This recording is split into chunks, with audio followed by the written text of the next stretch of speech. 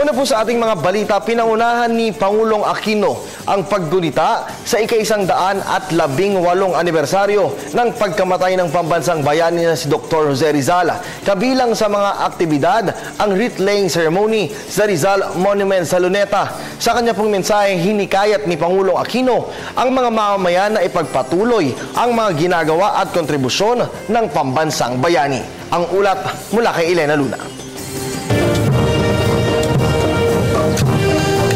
Nanawagan si Pangulong Aquino sa mga Pilipino na sundan ang halimbawa ni Dr. Jose Rizal sa paggunita sa ika-118 anibersaryo ng pagiging martir ng pambansang bayani.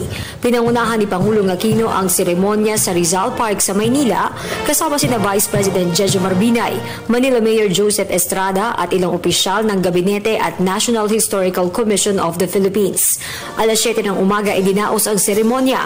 Ang pareho ding oras at lugar ng pinatay si Rizal sa pamamagitan ng firing squad noong ika-30 ng Disyembre taong 1896. Ayon kay Pangulong Aquino, huwara ng pagiging Pilipino si Rizal.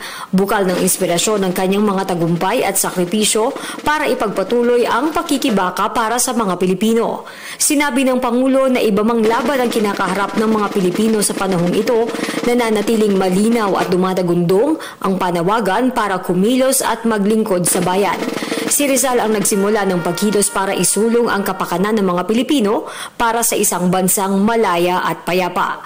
Sa mga susunod na kabanata ng kasaysayan, nanawagan ng Pangulo na makiisa ang lahat sa daan tungo sa pagbuo ng isang bansang maipagmamalaki ng susunod na henerasyon ng mga Pilipino. Naging bahagi rin ng seremonya sa Luneta ang pakikipag-usap ng Pangulo sa mga kaanak ni Rizal. Isa rito ang beauty queen na si Gemma Cruz Araneta na apo ni Maria, ang pang-anim na kapatid ni Jose Rizal. Alam naman ninyo na ibinuhos nila ang kanilang buhay para sa ating bayan. Kaya sana'y wag natin silang makalimutan.